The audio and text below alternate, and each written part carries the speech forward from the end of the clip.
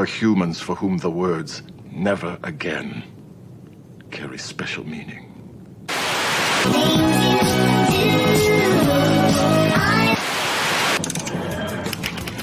So where are we going? Further than we've ever gone before. Report. Structural latching system integrity breached. Prepare to take us out of here, number one. Fire up the engines, half impulse till we clear the nebula, then punch it up to warp 9. Ready phasers, load forward torpedo bays. Engage.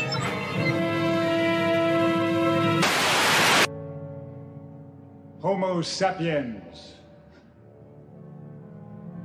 What an inventive, invincible species. It's only a few million years since they crawled up out of the mud and learned to walk. Puny, defenseless bipeds. They've survived flood, famine, and plague. They've survived cosmic wars and holocausts. Now, here they are, out among the stars, waiting to begin a new life, ready to outsit eternity. They're indomitable. I'll give you moves.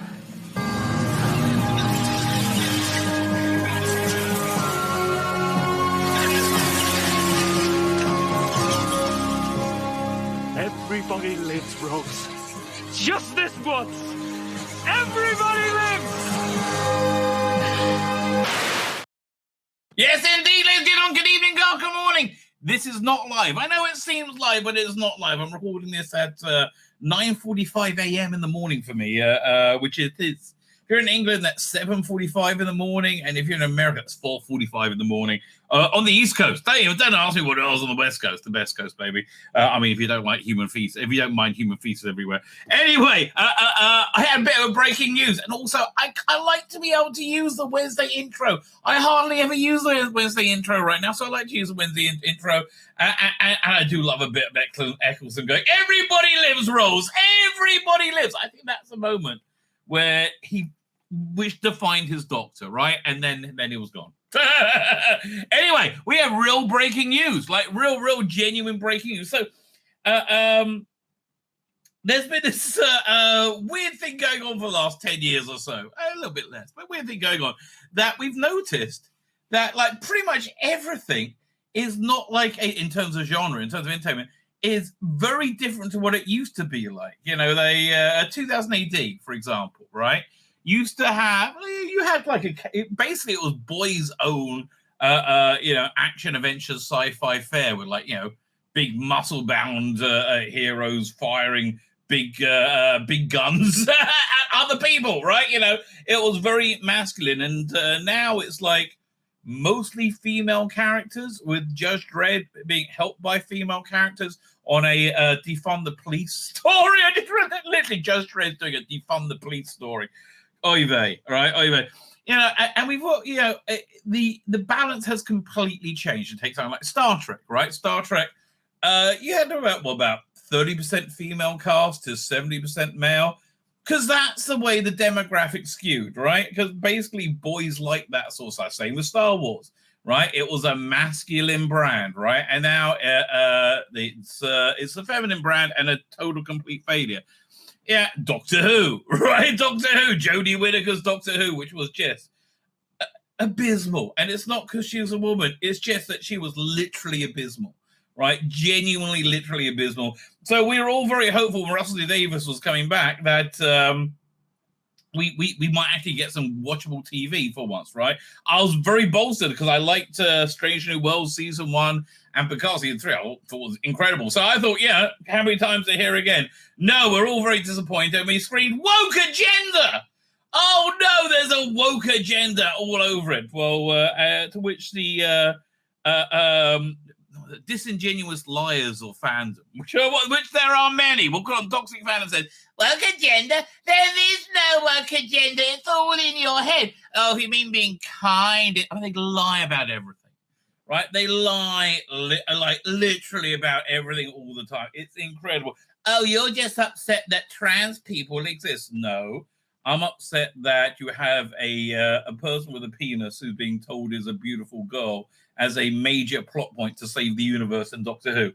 That's what I'm upset about. And on a more broad level, I think this is incredibly destructive for children who they that are doing this thing they're trying to protect. Yeah, not their own children, your children they want to protect, not theirs because they don't have any.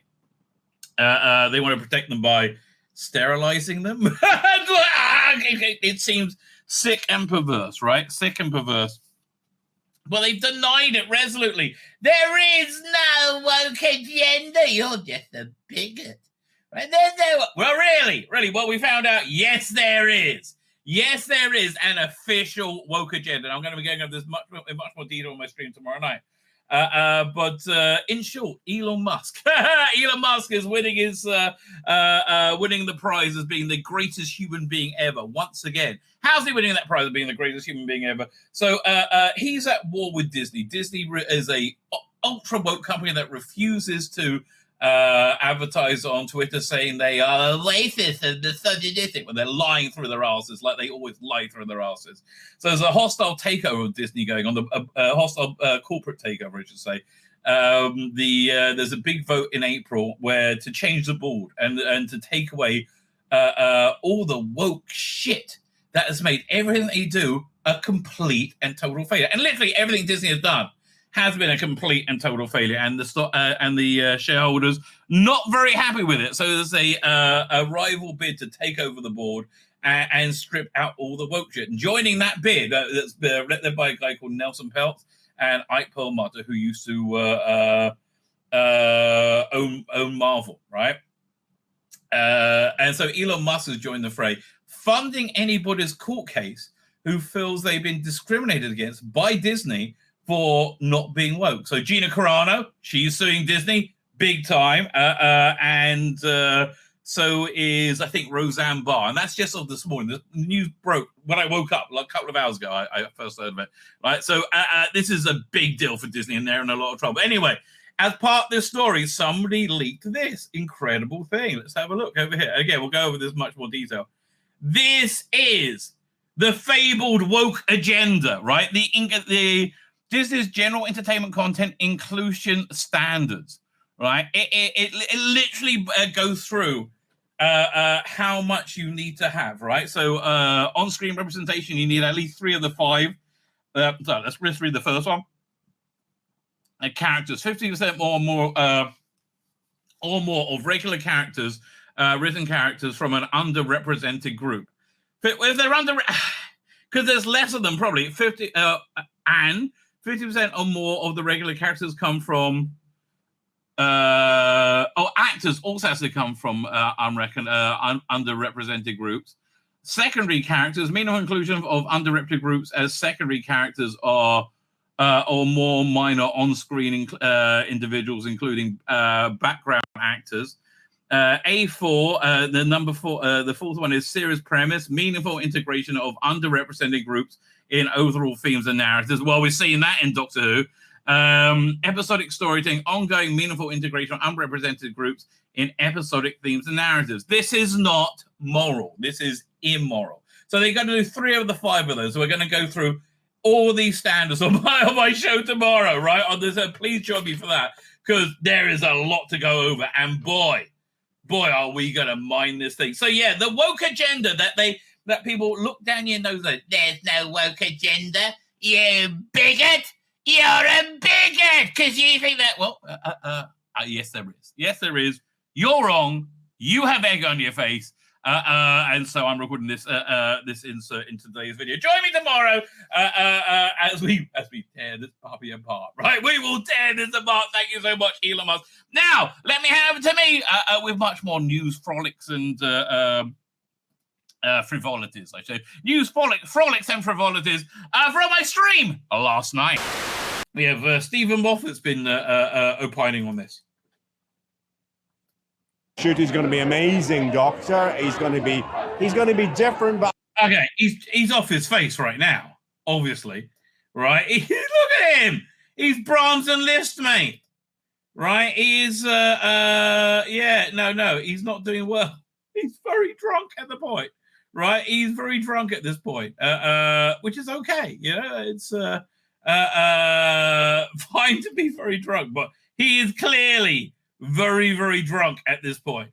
One second. Doink. I've already seen, as I think we all have, in the giggle.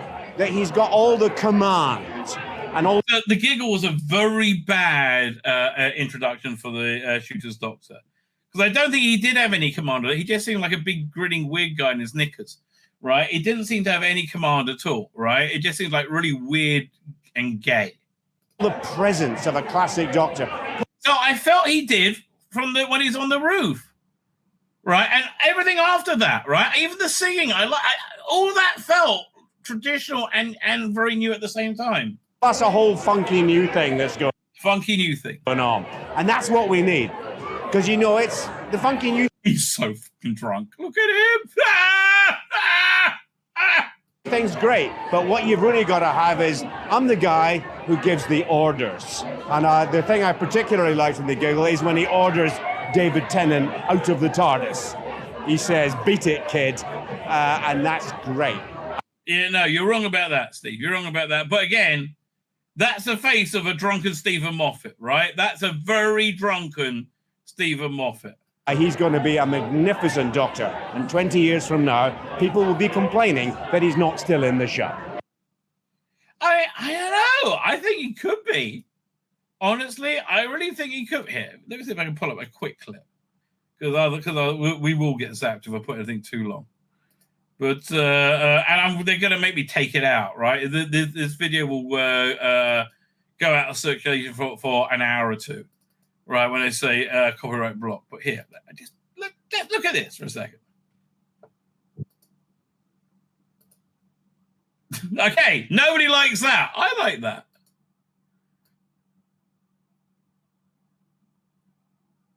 Okay, it really looks fantastic. Why would they get rid of her?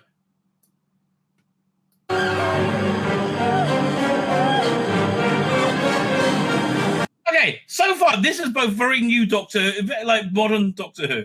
But look right here. What the hell are you doing? Just Well, what did you do that for?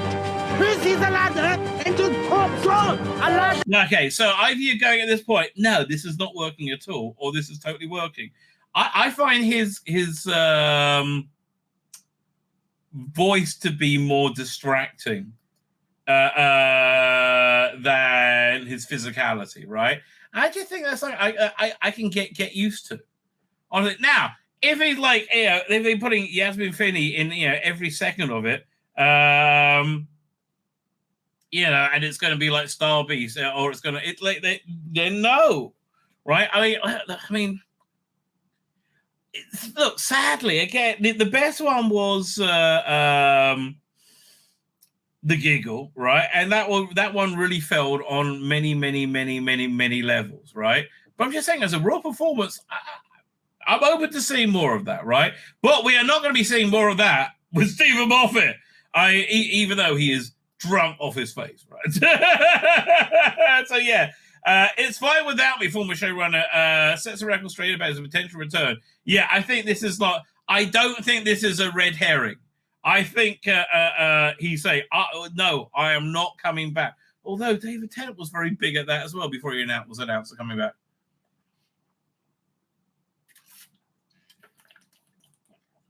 In fact, the last time he addressed that question, right? Well, he said, look, whatever I say, you're not going to believe me. Former Doctor Who showrunner Stephen Moffat reveals whether there's any chance in contributing to the new series Once More in the Future. Apparently not, because you know what? You know how we can tell that he's not going to do that? Because that would be a good idea, right? And one thing this era doesn't go in for is good ideas. They are not the fans of good ideas, let me tell you. Always shocked at looking for good ideas. Like always shocked if you see a good idea in the new era, it probably is not there. Former Doctor Who showrunner Stephen Moffat reveals his honest answer to the chance in returning to the series. Moffat began his involvement in the franchise when the classic was over in 2005. Yeah, with probably the best story of that season.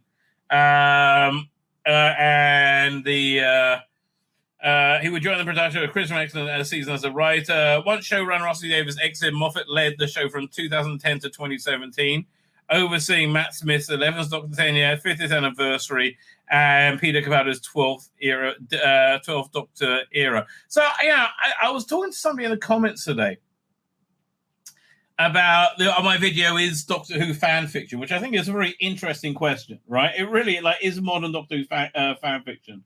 And again, I do really find that a fascinating question because I think it's always a balance. Like when you've got a very old franchise like Doctor Who, which has over time built up a very convoluted backstory, right? Well, at some point when you get like 50 years in or so, you're going to need to like hit a reset button to a certain extent without jettisoning everything that you had, right? That's what DC Comics did with the Crisis on Infinite Earths, right? That's what that was about. It was like retaining everything, but making everything like fit together, right? Which they kind of did with the By Generation. I hate to say, even though that was a shit idea, and Crisis on Infinite Earths much better. So what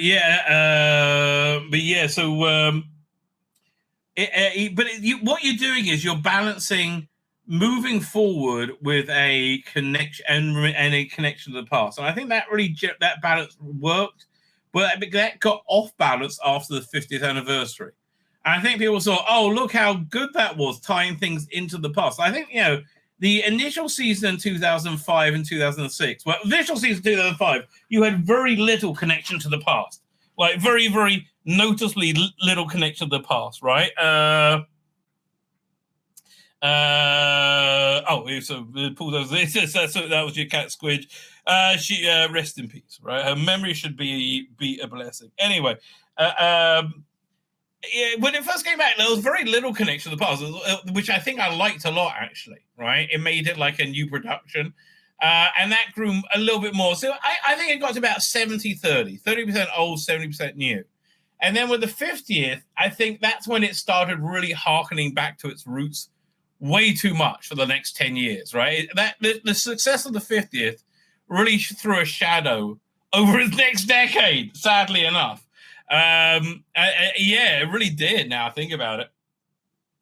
So I think so you had a lot more of the Gallifreyan lore from Capaldi onwards, and then when you had then you had Chibnall, I think Rusty Davies as well, to legitimize their reinvention of Doctor Who and their like poor quality version of Doctor Who. They tie as much to the past as they can, right? I think, and that's really why I think they use the Tom Baker logo. Right, because they look, it's Doctor Who. It's just full of cum in their face. What? Yeah, it's normal, just like Doctor Who always had. A bit of snowman action. Really? Yeah, oh yeah. Doctor Who always likes a bit of spunk in your face. Okay. My wife called earlier. I picked up the phone. I was weirdly in a good mood. Right, that doesn't often happen. Hello. I was all chirpy, right? She said, "Oh, you have spunky," and I didn't laugh. She's American; she doesn't understand. But the truth is, I'm always kind of spunky. There's a lot of washing that went on when I was a young lad. What are we up to? What showrunner? Rusty Davies, Moffat led. Blah, blah, blah, blah. Davies is now back as showrunner and has overseen the upcoming season 14. And we'll see up to season 14, 15, probably 16. Depending, it's all depending on what happens with Disney, right? The vote is on April 15th, right? And it's a big deal, right? It's a really big deal. We're up to his route. The difference about Moffat has finally ruled himself out of return when speaking to Radio Times. Yeah, after having a skinful in him, apparently. The writer states that despite the speculation from certain quotes on social media, he has no plans to return. Yeah, he's like, no, really? He's like, yeah, for the life of Brian. No, I'm not the Messiah. Oh, you are the Messiah. You know, I followed a few, my lord. Look at my aging face. How can I fit in? And I know, because I've seen their feedback, that people think I'm being evasive on the subject. The truth is, if I say anything negative about Doctor Who, it goes everywhere like boom. Everywhere, right? It doesn't exactly bring joy to the world when I say something negative about Doctor Who. The fact is, it's fine without me, right? How did Stephen Moffat's Doctor Who redefine the character? Well, that's an interesting question. Let's have a look. With his first season of Doctor Who, Moffat set the goals for the serial. series with a fairy tale-esque tone. Yeah, but I think it rooted in science fiction, which is where it really works. Like we're very much in the fairy tale-esque thing as well now, but my brain just says, well, he's obviously going to go back to sci-fi and connect it somehow to that, right? Must be. Was it? Where are we at to? From the moment the 11th Doctor crash landed on young Amelia Pond, Moffat's take on the Time Lord shone through as audience saw the Doctor as a legendary figure who effortlessly chased away monsters and who helped anyone feel at ease. Yeah, that's the other thing. They were getting too much for like grandiose by this time. Child of Destiny, all that stuff. These, no matter what, even facing death, loss, and self-doubt during Capaldi's tenure, the Time Lord would always come out the same aspirational figure.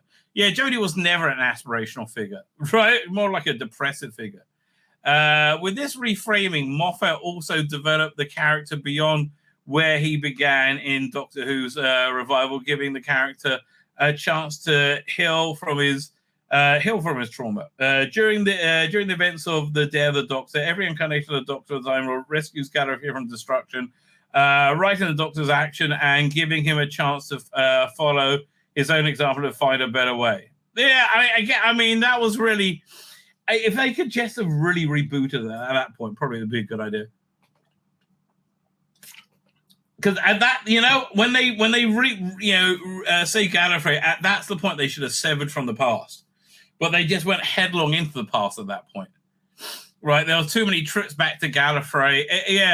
That's really where it started to fall apart. Though only the midpoint of his tenure, the Doctor's Rescue Gallifrey perfectly exemplifies Moffat's vision of a fairy tale hero who can do anything and amaze viewers of all ages. I'm amazed. While his era faced its own share of criticism, Moffat's Doctor Who contributions still stand out at the show of the show's finest, and the one-man in-depth exploration of the character in Heaven Sent, that for me, it works the least, right? It really does. Heaven Sent really, amazingly, it's not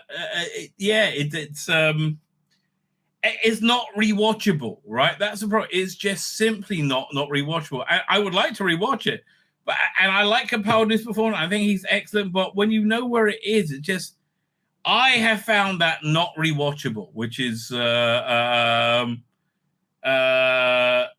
really. Honestly, it is sad. What am I up to? There you go.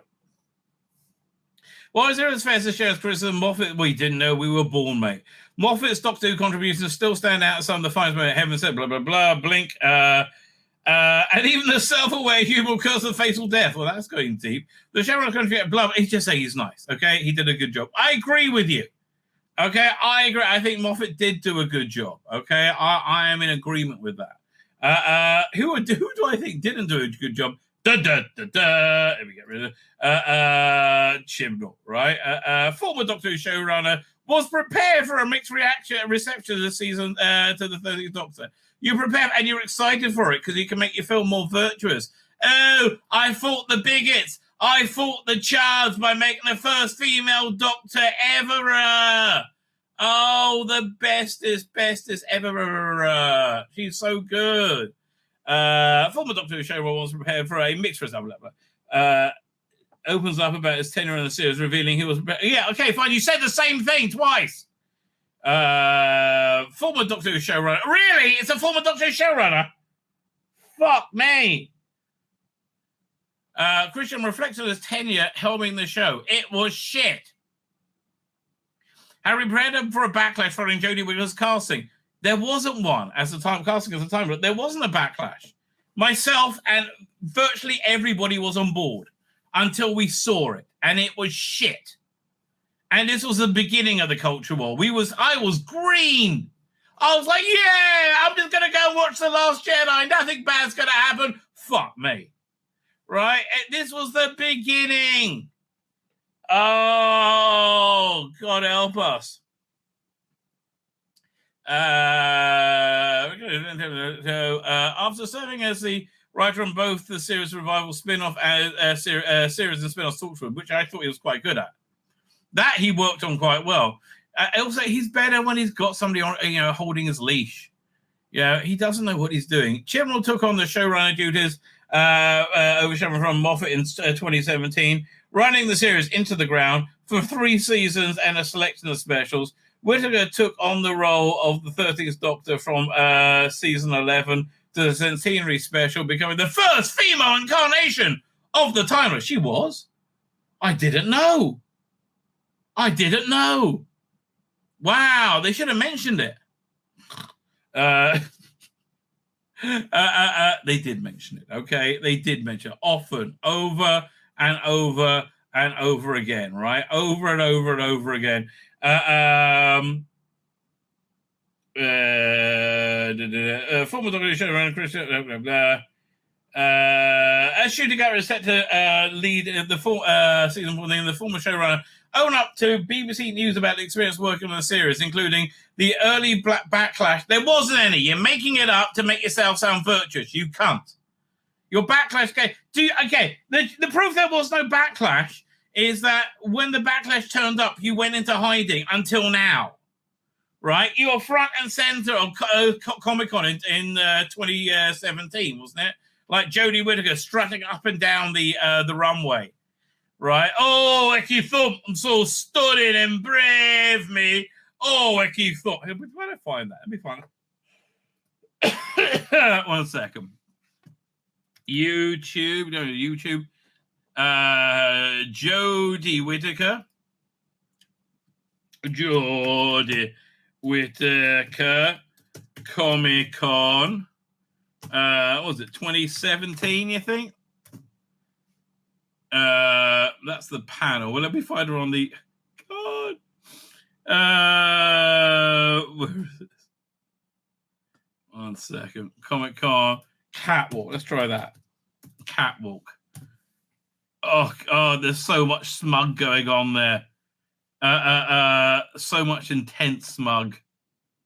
Right? Here's the thing. And you notice they just kind of vanished. The microsecond the episode started airing, and everyone went, "What is this shit?" Like, honestly, what is this insane? What? But here, let's just remind ourselves what it was like beforehand, right? 1 second. Oh, it's downloading. What it was like before they went into bloody hiding. Where we're up to. For the backlash. Former showman firmly stated he was proud that what he, Whittaker, and the cast and crew accomplished. The destruction of Doctor Who. Here. This is how confident they were before we saw the episodes, right? Can you play us a song? Because we have one model backstage that didn't get to model. So please give a huge round of applause for... You didn't imagine how much money she lost on this, her universe stuff. Remember all that merchandise that came out with Jodie, and then it vanished? For her universe model, everyone. Okay, DJ Amanda Jones, let's hit it. Perfect. Come on out. Round of applause for her universe model, everyone. I mean, she didn't even shit at doing this.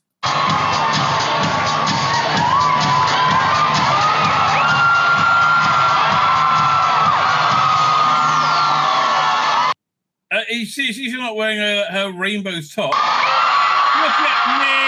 I'm the bestest ever! Oh, I'm Doctor Who with my magic wand. Ooh. Look at all that smug, right? Look at all that blood. Don't be afraid of me, gender. And I'm just afraid of the shit job you're going to do. You should have been afraid of the shit job you're going to do as well. You would have less egg on your fucking face. Fine. What is it? So he stated he's proud of how much he fucked up. And the early discussion around the pivotal move in her casting didn't faze him. Check Tim Chibnall's full response below. We had such a great time making it. We all had a shit time watching it. Okay? We all had a deeply shit time watching it. Thank you very much. You fucking cunt. Right? I'm so proud of the stories we told. Your stories were shit. Let's be clear. They were poorly constructed, bad characterization, and preachy and dull. No one's going back to your era ever, right? And if they do, it's just going to be some weird sociological experiment. I'm so proud of the people we work with. I work with people who work white because I chose to, because I'm a good person. I have Joseph's doctor, who was shit, and companions, mostly shit, and all the wisers we brought in. Yes, all the non-white wisers. Oh, so much more perspective on our very white universe. And all the things we did in the show that were new, like failing completely, getting the lowest ratings ever until the latest iteration. I really feel super proud of it. We know what we knew that going in. You don't cast the first female doctor if you're thinking you're going to just go in and do the same as what we've done before. What you did was shit. What you did, is this the same writer as the last one? No, I don't think so. How Chris Chibnall's Doctor Who redefined the show in the face of uncertainty. It created the face of uncertainty, and then you... There was no face of uncertainty until this face of uncertainty turned up. With Chibnall's own experience as a member of Doctor Who fandom, as notably during the television show Open Air in 96. It was 86, not 96, where he critiqued Tyler the Time Lord. He has a unique perspective on both audience members and key creators. Well, how did he feel so badly then? Right? With this, he used his experience to inform his own era, including his perspective on classic characters and how Doctor Who fits into it. He destroyed it, right? And Russell Davies came in and said, yeah, let's destroy it a little bit more. Let's just destroy it in a different way now. Everything's canon. Nothing is canon. Whilst it's just to alter Doctor Who's origins make the character mysterious, but not mysterious at all. Senseless instead, right? There's no mystery in the Timeless Child. Like, and you solved that, like, okay, and you wrapped it up by saying, oh, look, here's Dr. Ruth, we don't know who she is, and now she's got a big black woman with a gun in, 2020 sci-fi. It's boring. Yeah, nobody had done that before, right? Nobody had done that before. Where are we up to? I love they got the year for that he was on Open Air wrong. It probably wasn't even on in 96. Bloody morons. Furthermore, Chibnall's era also met the unprecedented difficulties of the timeless difficulties of the developing Whittaker in his final season. But the third season showrunner was confirmed for 2019. Suddenly changed with COVID. And also, listen, they don't pretend they weren't looking to wrap up Chibnall's Doctor Who, right? The metrics were just fucking awful, right? Off the charts awful. And they knew the more that people saw his Doctor Who, the more embarrassing it's going to be for the BBC. So they decided to call it a day, right? They decided to say, like, no, your 5-year plan, Chris, yeah, we're going to make that 3 years, right? And you overstayed by about 3 years as well. So, bye, Chris, right? And what TV has he done since? Nothing. He had a job teaching people how to be a showrunner. I really? How? Like, how? I don't know. People are strange, right? People are strange. We had this guy, this family who lived in this community, who basically destroyed it, right? In my opinion. But they, so one of their kids was accused of some kind of sexual impropriety, right, with other children, and they ended up moving away. But here's the weird thing: the mother of the family, still to this day, teaches parenting courses. Maybe you're not the best person to do it. Maybe, Chris, you're not the best fit to go to teach people how to be a showrunner, right? I don't know. Also, weird things. Lots of weird things. Is this one over here? Yeah. Where is it? Right. Look at this post. This is hilarious, right? Somebody's posing. Pretty please, when season 13 is released on, actually in Blu-ray, could please they put Joe Martin into the brain of Morbius as an Easter egg or an extra? That would be the absolute best. Why? Why? Just like, but here, I got somebody's response. I got to find it. Where is it? Here. Take this off. Who really says why they would want to do this? Where is it? Hang on, it's over here somewhere. Hang on. No, this is the wrong thing. I thought I had that open up already. Oh, here we go. That'll do. Oh, John the White. I should just look at John the White. He normally knows when he's talking. Oh, it's interesting. So fine. So we have. So one person puts them, put her between Hartnell and Trouser just to really fuck with them. Never tell me that little shits like Ollie Vanner give a flying fuck about Doctor Who or Canon. They're just spiteful cultural deconstructors longing for a void. All Ollie cares about is wrecking what others enjoy, is making sure it stays wrecked. I tend to agree. Canon doesn't matter. It's a kid's show. I've enjoyed watching since I was a child. Well, that's nice for you. Maybe other people, it does matter too. Right? Maybe like why are you such a selfish cunt? Right? It's unbelievable. Right? It's unbelievable. What a selfish cunt that is. Yeah, 1 second. Let's go back to that original post. Let me find it. I mean, it's just such an obnoxiously dumb idea.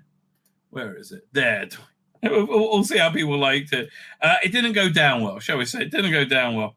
Yeah, put a big heart on Trouser just to fuck with them. And alienate all of us who watch proper Doctor Who and not the reboot. Keep your ruddy hands on. Yeah, don't go fixing anything, right? And honestly, that's why Gary Russell's reconstructions are so bad, right? Because they just re-editorize. It's terrible, right?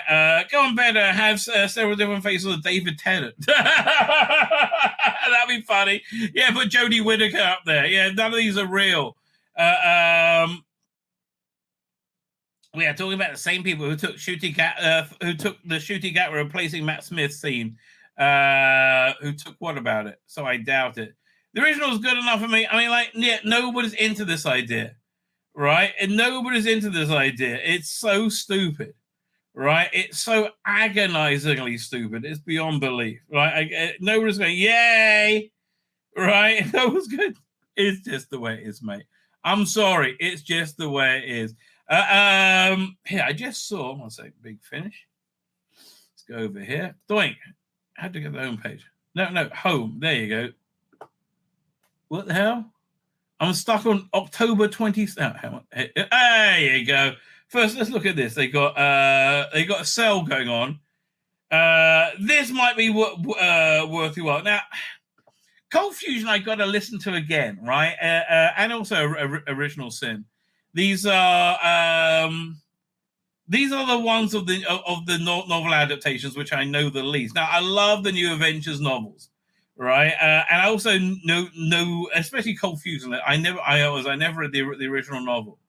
Original Sin I remember being good, but I don't remember the adaptation, so I have to revisit it. Nightshade is excellent, not bad at $10, $9.40. All Consuming Fire, I love. Great Christmas story, right? Great Christmas story for me, even though it's got nothing to do with Christmas. Third of War's okay. So it looks like they're $9.40 each. Which actually that seems fair enough, right? That does seem fair enough. I would say a tenner for any of these stories is reasonable. So the best ones, in my opinion, it depends what you like. So you got Damaged Goods. That's excellent, right? That's really, really, really, really excellent. If you get that along with Romance of Crime, which is a good full Doctor, was it Romana 2 and K9 story? It's kind of fun. Also, The English Way of Death. Also, another it really fits. It feels more like a season 15 story, even though it's got Lala Ward in it, right? Really works. So you'll say the same with the World Mattered War. All Consuming Fire, as I said, I agree, as is Nightshade. and higher size. Yeah, look, they're all good. I have to tell you, they're all good. This is a sale worthwhile. But I wanted to look up a couple of the Michael Jayston releases because, yeah, his voice just like is fantastic, right? It's absolutely fantastic. It like echoes, right? It just echoes in a very incredible way. You know, he was the villain for one story, right? Basically, one story in the troll section, and he's just stayed always awesome, right? Incredible. So much so that what was it? It's season 23. No, season 24 Blu-ray. In Behind the Sofa, which is when people you got different groups of people watching the episodes on the Blu-ray set. They have Colin Baker and Michael Jayston together. Yes, his flummy tones are fantastic, right? Absolutely fantastic. So what we got here? So 375, Unbound, He Jests at Scars. Absolutely wonderful, right? An absolutely wonderful story. This is What If the Valiard Won. It's with Bonnie Langford. It's a lot of it is him narrating it, and his voice is just, you're instantly hooked, right? You're honestly, he's the main villain in this, The Last Adventure, which again, excellent, right? Absolutely excellent. It ends up with the Doctor banging his head on the console on the way to Lacursha. And makes everything better for it, right? It re-examines his death, but you got 4 stories throughout the tenure of the 4th Doctor. You got 6th Doctor, I should say. End of the line. That's 6th Doctor and Constance, who I really like. This is a great companion, a waif from World War II, played by. What's her name again? The incredibly hot, not Michael Jayston, not Lisa Greenwood, not Trevor Baxter. Where is she? Now I can't find it. 1 second. Constance. Flip. Constable. No. Where is she? Where is it? Constance Clark. Miranda Raison. Why is it all the way down there? I do not know. So I do like as a companion, the Red House. That's when the 6th Doctor is Charlotte Pollard. That's quite good. Then you got the 6th Doctor and Flip, and finally the 6th Doctor and Mel, Brink of Death. That's a really great story, right? Can I? Let me see if I can get. What's it? View on YouTube. Yeah, no, I'm gonna download this because it's. Would play much better. Where is it? Doink. Doink. Doink.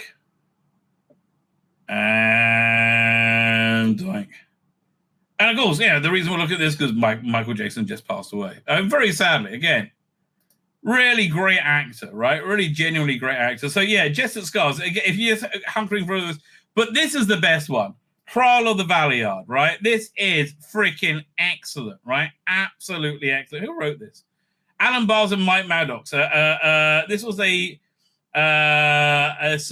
subscriber bonus disc, right? And it was worth being a subscriber for this one. 1 second. Yeah, and people were still talking about the Valiard today. Let's hear a bit of Michael Jayston goodness.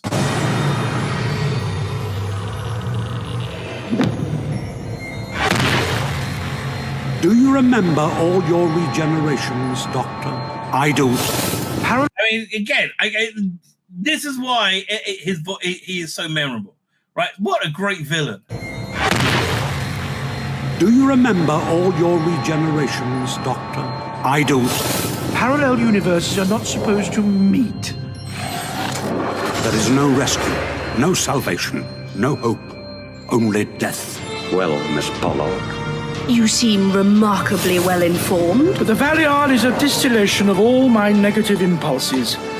He exists somewhere between my penultimate and final regenerations. I saw it. I'm trying to find it right now. They don't do these trailers so much more. They did one for the new Jake Dublin set. and it's everything wrong with it. Don't do it! Forget about me, please! Forget you, Mrs. Clark? Never.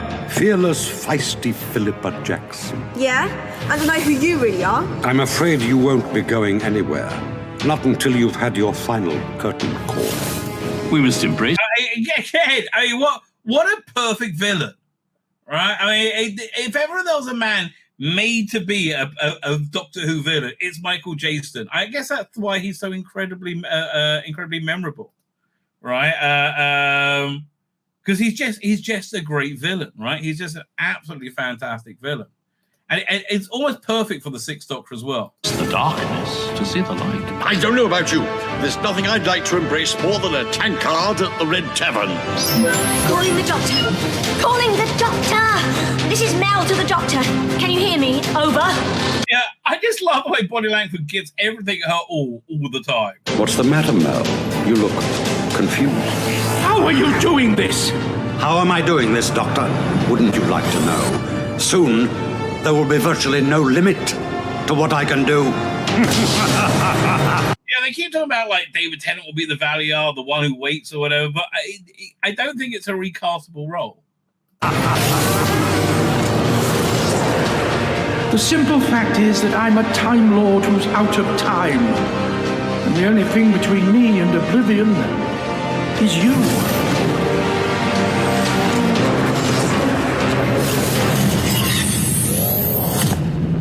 This is a particularly good story. A box set. It's a bit expensive at $37.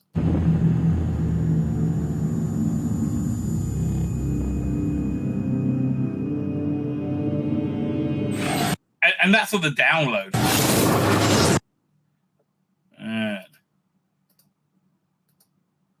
So yeah, that one I would say. This one was it. Trial of the.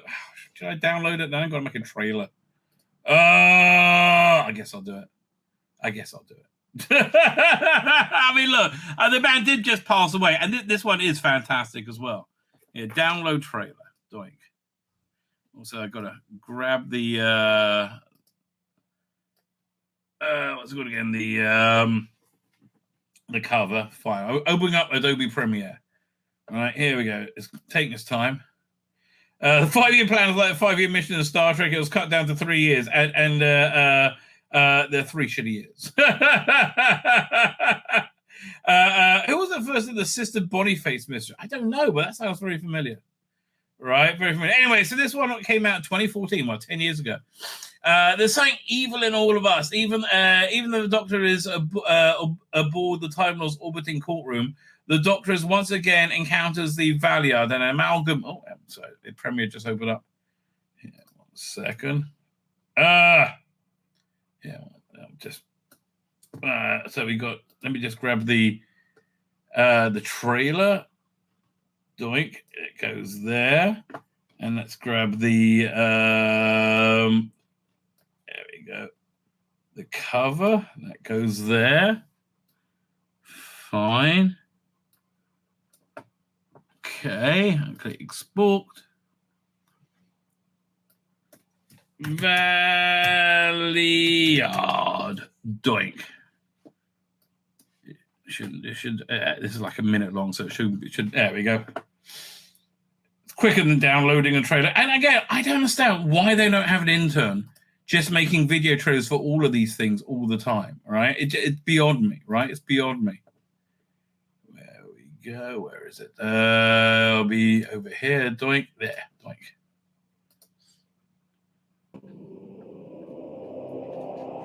Slight tilt in axis suggests a spaceship. Or a space station. In orbit around a larger... No! Yeah, it's fine. My wife was looking for a new show to watch, and I just saw Houses on Netflix now. I said, "Oh, this is made for you, right? It's a medical drama that goes on forever, right? Goes on forever. It's just your sort of thing." I said, "What year is it from?" And I looked it up. It was 2011 to 2019. I'm like, just missed the era of woke, right? You can so tell this is outside the era of woke because you want to listen to it. This is an outrage. Greetings, Doctor. Madam Inquisitor, I protest. Frequently, yes. But he's me. A future version of me. Are you telling me that the Time Lords revisited their own time stream and rewrote the law? Recorders, Okay, I'm listening to hear Michael Jayston. delete that last section of transcript. Doctor, compose yourself. He's either a future version of me or he's something else. Doctor, we meet again.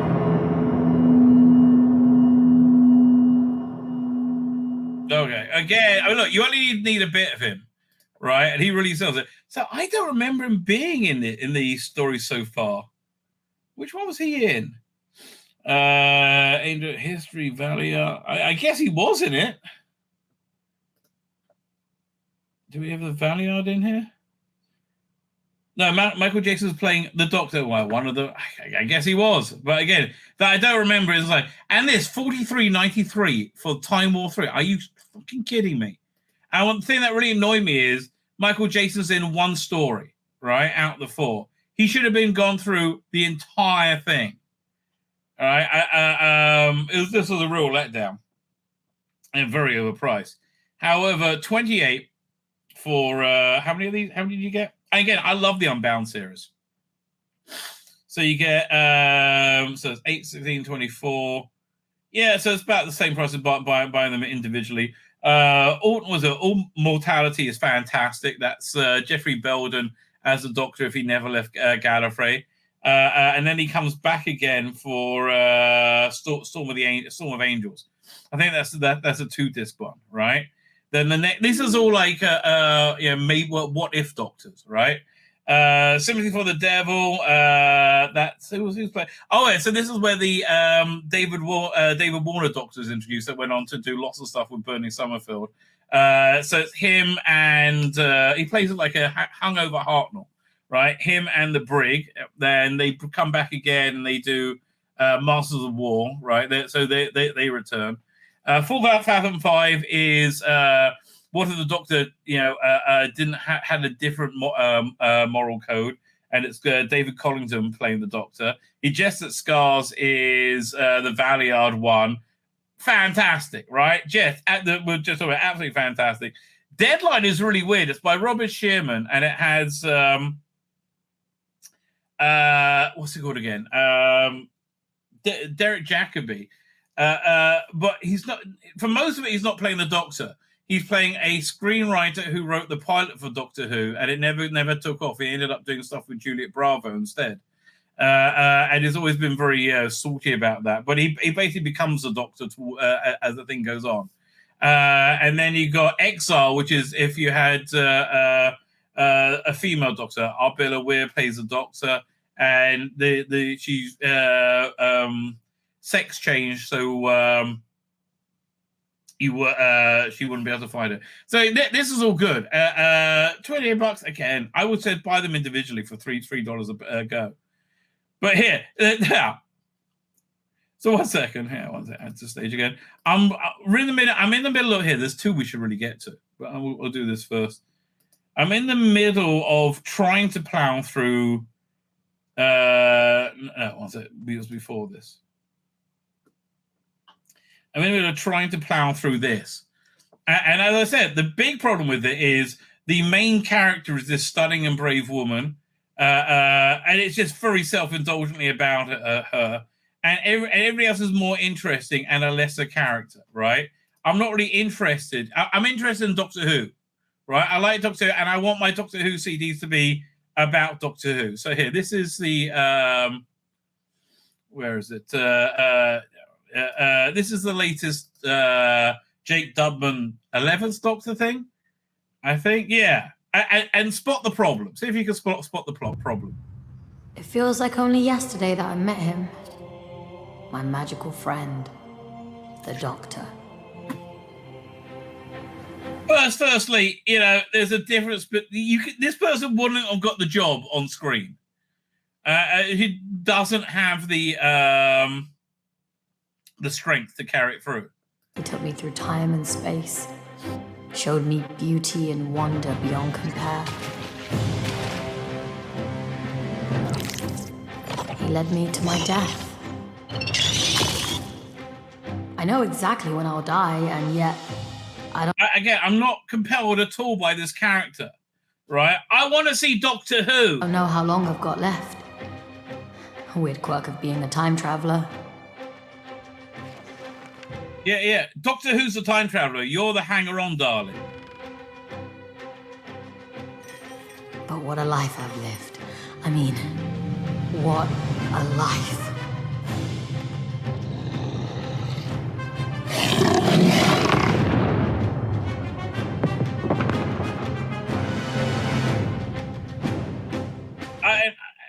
How's this supposed to make me want... Look, you put money into this. How's this supposed to make me want to buy this? My name was Valerie Lockwood.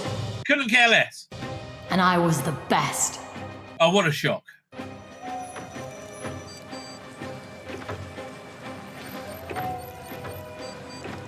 I changed the lives of brilliant people all across the universe. I don't care about you. I want to see Doctor Who. And throughout history. Tell you, it looks better than the Celestial Toymaker animation.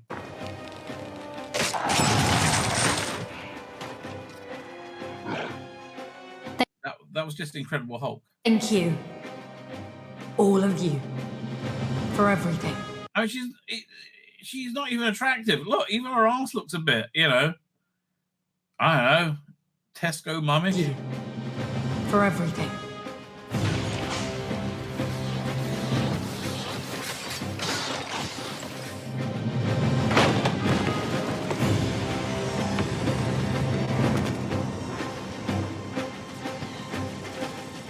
Again, okay, I'm Daleks, so I'm a bit more interested now.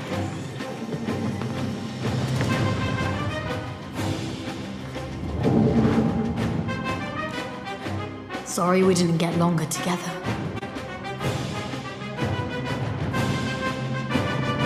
Like, if I was thinking about buying that, I've forgotten now. Fuck me. Oh, that deserves to do badly, okay? That deserves to do badly. My name's Tzvi Lebetkin, the Rabbi from another planet. Please like, share, and subscribe. And ring that little bell. Ring the little bell so you're notified when new videos drop.